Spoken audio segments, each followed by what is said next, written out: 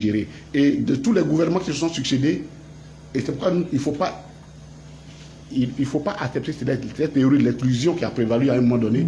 Tous les gouvernements qui ont succédé ont essayé une politique, une approche en direction des populations du Nord. Oufoué a utilisé les FRA pour le développement, les fonds d'aménagement ruraux. C'est ça, non? Et le potentiel, c'était une sorte de péréquation. Quand une opération, on voulait construire une école dans mon village, on disait, bon, vous, participation des populations, c'est 15-20%. Mais la même école, quand on veut la construire à Zopé, on dit participation de la population, c'est 70%. Et l'État, 30%. Voyez-vous la péréquation que l'État essayait de faire pour répartir autant qu'il pouvait le peu qu'ils avaient entre les populations. Sur les frères. C'est la corruption. Mais l'idée était bonne, la péréquation. Quand le président Gbagbo vient, lui, l'alternative, c'est la décentralisation. Et il dit qu'il faut décentraliser le pouvoir politique et économique et il crée sa politique de décentralisation autour des départements et des communes.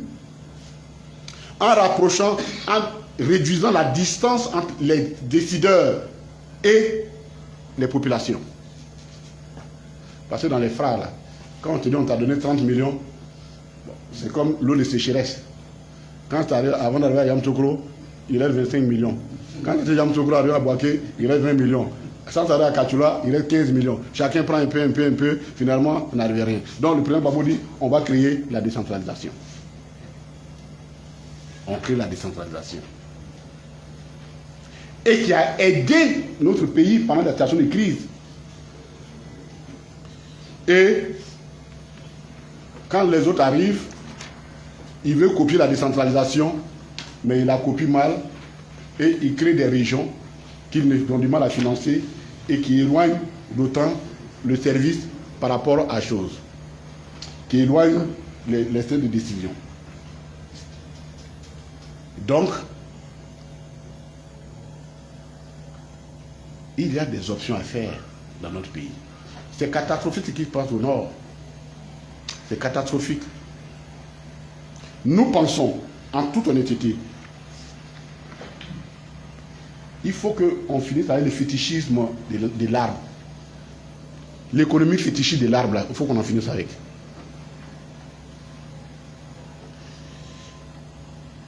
En Côte d'Ivoire, au Nord, les dégâts que les animaux font dans la transhumance saisonnière, le gouvernement les chiffre entre 300 et 400 milliards. Vous savez mais pourquoi ils mettent le feu? Parce que comme la sécheresse commence plutôt au nord, dans le pays du Sahel, en descendant, ils envoient leurs bêtes pour les pâturages dans le nord de la Côte d'Ivoire. Et quand ils arrivent, au moment où ils arrivent en Côte d'Ivoire, c'est la saison sèche, l'herbe est forte. Donc ils sont obligés de mettre le feu à la brousse pour que les repousses se fassent très vite pour permettre à leurs bœufs de brouter. Voilà, et ça coûte 400 milliards. Et le gouvernement, si chaque tête, il y a une taxe parafiscale, on ne sait pas qui gère ça dans ce pays-là, si chaque tête de bœuf qui traverse la Côte d'Ivoire, ils prennent 1000 francs. Ok, et quand on prend ces 1000 francs là, vous donnez à qui? Parce que ce n'est pas vos terres qu'on détruit.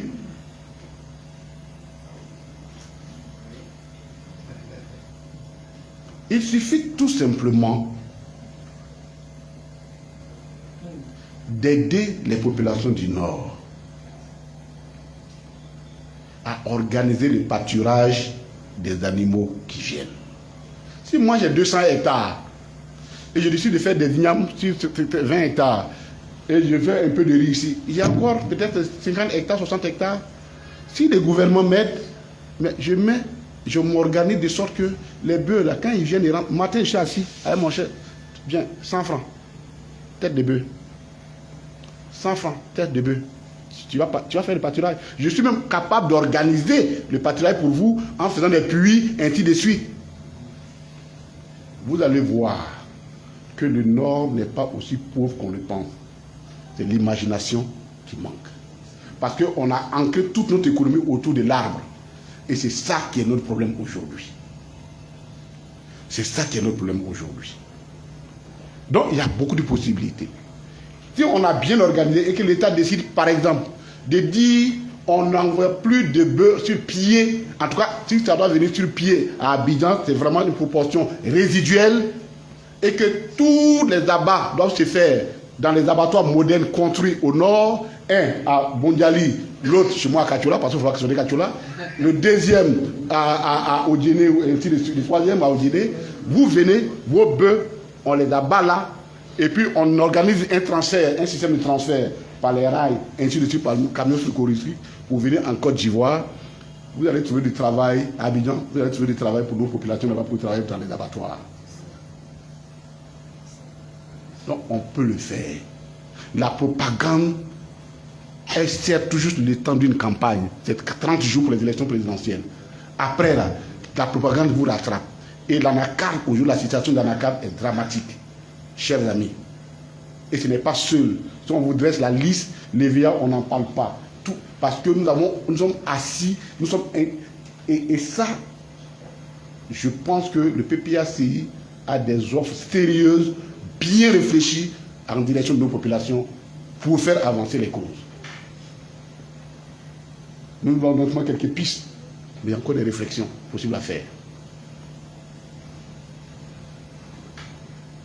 Chers amis, voilà un peu, et je voudrais finir par le Nord.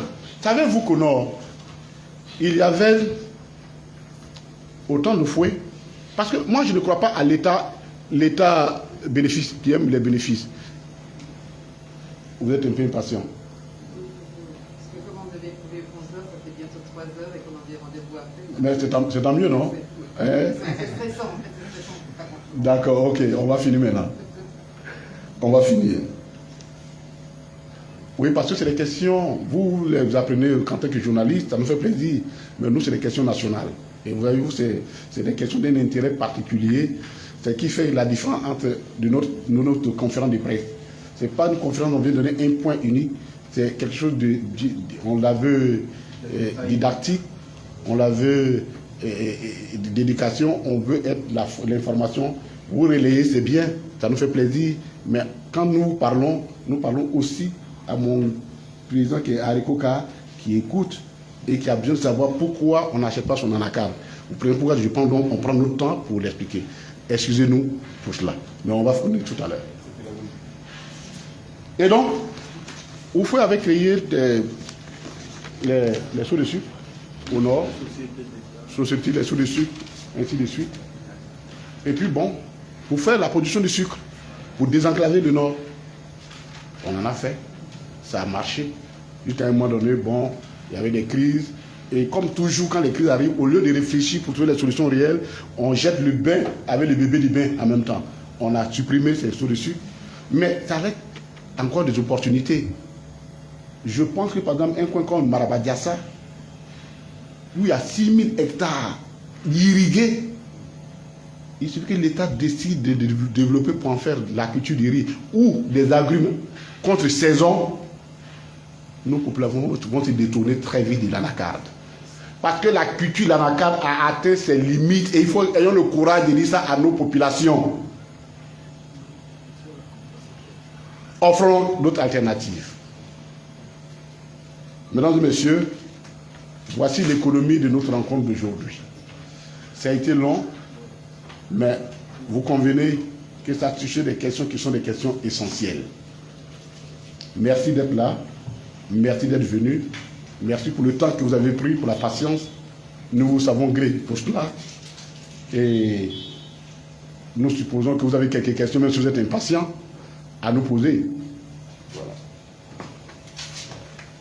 Merci, monsieur le ministre. Je coutume à dire que toutes les tribunes que vous animez commencent à ressembler à des cours d'amphi, parce que c'est fait avec beaucoup de méthodologie. Je voudrais, avant de continuer, saluer la présence du CA Bokana de Michel, de CA Doumbia, de CA Doumbia Moussa, de Samatigila, et puis saluer la présence d'une camarade du parti, qui a pris sur de prendre un avion pour venir assister à la tribune. Je veux qu'on salue Ouattara Bakita, responsable communication PACI France, conseillère entre-temps du candidat d'Odiéné, je crois, le candidat Touré Karamoko. Mesdames, merci d'être là. Nous allons passer donc le micro à la presse, aux gens de médias. Vous savez, comme dit votre parole, c'était un peu long, c'est vrai, mais comme on dit chez L'Oréal, la Côte d'Ivoire le vaut bien. Suivez mon regard. On passe le micro, vous vous présentez, faites votre média et vous posez la question. Merci.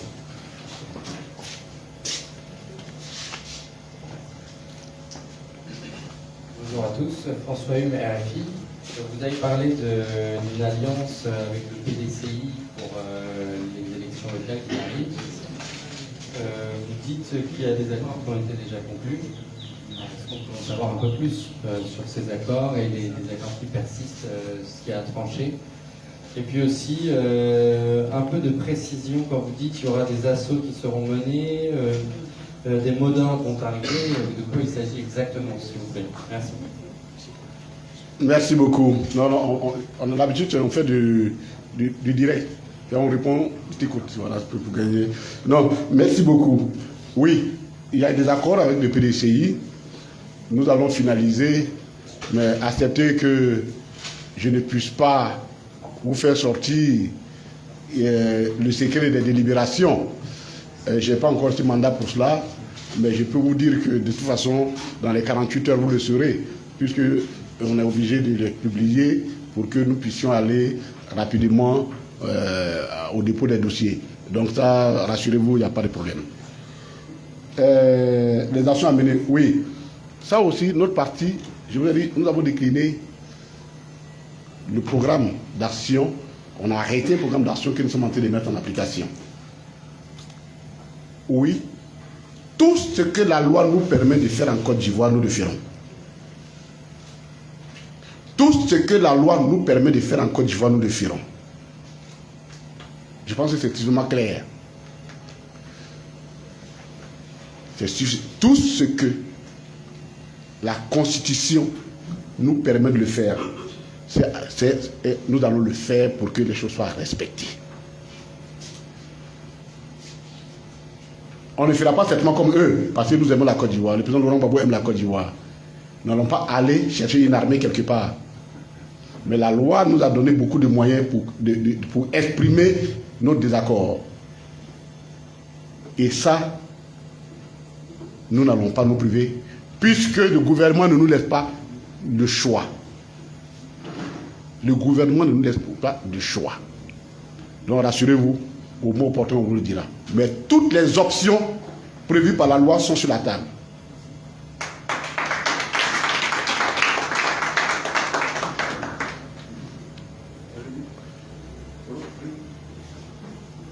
Ah, non, elle avait demandé d'abord.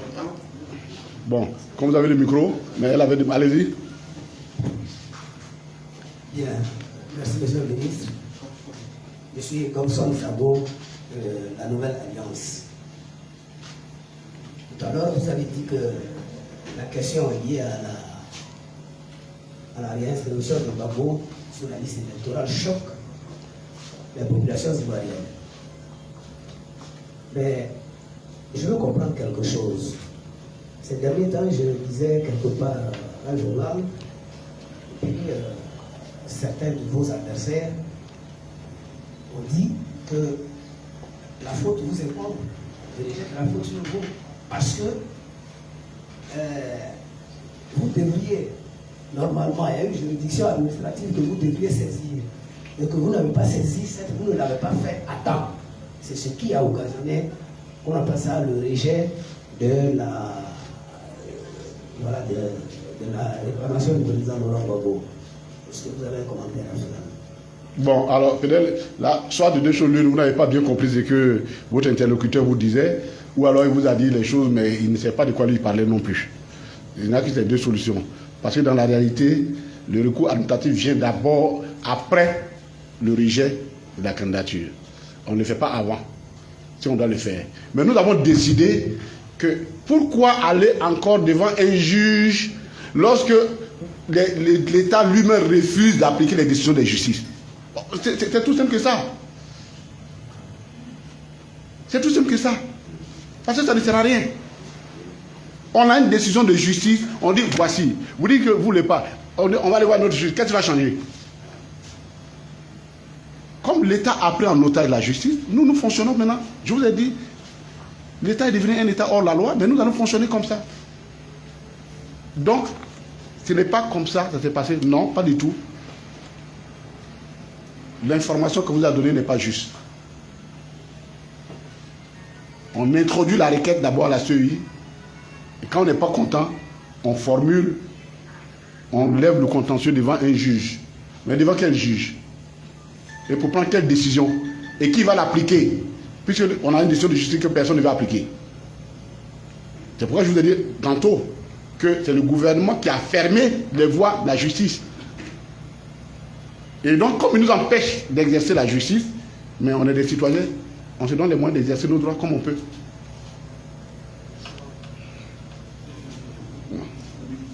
Oui, bonjour, Valérie Meunier d'ici. Donc, effectivement, vous n'avez pas fait de recours devant le tribunal de grande instance. Par contre, vous avez parlé de la Cour africaine des droits de l'homme en disant que c'était une action immédiate, enfin une réponse immédiate. Vous allez faire un recours devant la Cour africaine des droits de l'homme sur ce sujet? Non, malheureusement, on ne fera pas de recours encore. On ne fera pas de recours parce que ça ne sert à rien de faire un tel recours, n'a aucun sens. Puisqu'il y a une première décision, il dit on n'applique pas. Même si nous allons les voir, ils ne vont pas une autre décision, ils ne vont pas appliquer. La décision, ils ont décidé de régler ça à la manière hussarde. Prenons l'expression. C'est-à-dire le gouvernement a décidé que toute décision de justice qui contient le président Laurent Gbagbo, qui ne les arrange pas, ils ne l'appliqueront pas. Donc pourquoi voulez-vous qu'on aille là-bas encore? Donc il n'y a plus de possibilité d'aller à la Cour africaine des droits de l'homme. D'ailleurs, ils sont sortis de là-bas. Parce qu'ils disent que ça les fatigue. Lamine Koulibaly du quotidien Génération Nouvelle. Oui. Monsieur le ministre, dans votre intervention, vous avez évoqué la discussion avec le JDCI pour aller en renseigner aux municipales et régionales. Est-ce que vous aurez une alliance avec d'autres mouvements, notamment le mouvement d'intégration capable de l'ex-première dame Simone Veil? Alors pour le moment, nous sommes en négociation avec un seul parti, c'est le PDCI, RDA. Nous n'avons pas encore, personne ne nous a approché, nous n'avons pas encore approché quelqu'un. Donc voici la réponse que je vais vous donner. Guillaume Sekan, Guillaume Africain. Monsieur le ministre, vous avez dans votre exposé, vous avez dit comme ça que vous allez faire en deuxième phase, informer et chancellerie les chefs coutumiers réguliers. Selon nos informations, certains organismes internationaux, notamment les chancelleries, vous reprochent votre politique sur la crise de M. Ibrahim. Donc je veux savoir quelle est votre position sur la crise de M. Ibrahim. Sur la crise M. Ibrahim. Mais qu'est-ce que c'est là-bas, le président Laurent Gbagbo? Effectivement, certains chancelleries, certains diplomates disent que vous cachez derrière ce mutisme, non pas dans l'opposition. C'est un. Et deux, parce qu'ils trouvent que vous êtes un parti panafricaniste et que depuis que la crise a éclaté, ni le porte-parole, ni le président du parti, et donc notamment sa position est claire. Et aujourd'hui, les relais du pouvoir à l'international s'appuient là-dessus pour maintenir, et pour, comme vous avez dit, pour maintenir l'État ne pas appliquer la décision d'une Cour africaine. Ok. Si c'est comme ça la communauté internationale, c'est qu'on est dans la voyousie totale. On est dans la délinquance totale. Non, pour prendre un peu plus sérieux. Oui, nous avons entendu ça. Vous savez, on a rencontré des diplomates qui ont eu le courage de me poser la question. Mais ce n'est pas juste de dire qu'on n'a pas pris une position. Dès que la crise a éclaté, le premier homme politique qui a pris position, c'est le président Laurent Gbagbo, qui a dit, contrairement à ce que vous pensez, cette crise n'est pas loin de nous.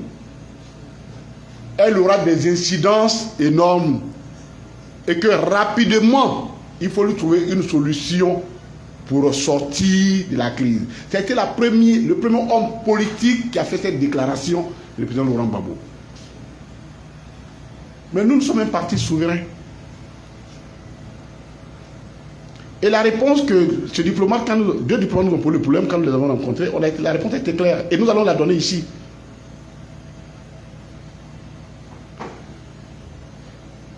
Pour nous, nous sommes très attachés au droit international. Le fondement de notre parti, nous sommes attachés au droit international, à condition qu'il soit valable pour tous et appliqué de la même façon. Nous sommes un parti très légaliste. Mais quand nous parlons, nous, quand les Européens regardent la crise européenne et la crise ukrainienne, ils la jugent par rapport à leur intérêt. Ils ne la jugent pas par rapport à l'intérêt de l'Afrique. Quand les Américains jugent cette crise-là, ils ne la jugent pas, ils ne la regardent pas par rapport aux intérêts de l'Afrique. C'est les intérêts des Américains. Quand les Russes eux-mêmes et les Chinois, chacun apprécie cette crise-là en fonction de ses intérêts. Accepter que les Africains aussi apprécient cette crise-là par rapport à leurs intérêts. Et les intérêts de cette crise-là, il faut que la crise s'arrête.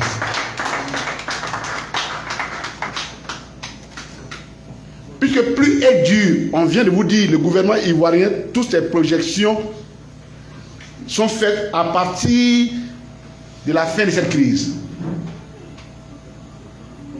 Donc notre souhait, en tant qu'Africains, parce que cette crise a un impact direct sur notre économie, sur notre vie, il faut qu'elle prenne fin. De ce point de vue, nous ne pouvons pas être d'accord avec tout ce qui concourt à maintenir l'escalade de la guerre, quel que soit le auteur.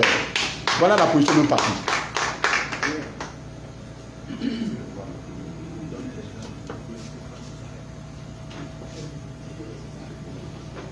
Autre question?